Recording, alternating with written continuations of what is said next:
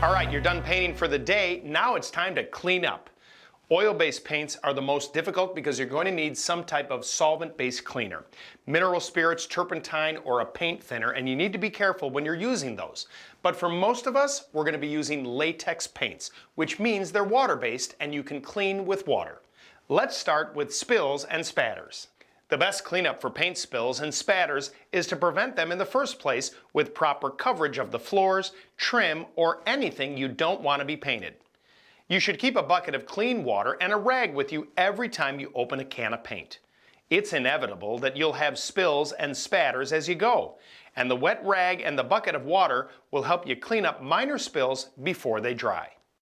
Take each open can of paint and clean the rim with a moist rag. This will provide a good seal when you close up the can for storage. Put a wet rag over the top of the can and give it a few taps with a hammer around the edges. The rag will prevent spatters. Clean your brushes as soon as you're done using them for the day before the paint has a chance to harden. For latex-based paints, rinse the brush with warm water. If the brush does not clean thoroughly, clean it with paint thinner and rewash it with a warm detergent solution. You should use a metal comb to comb out the bristles of the brush.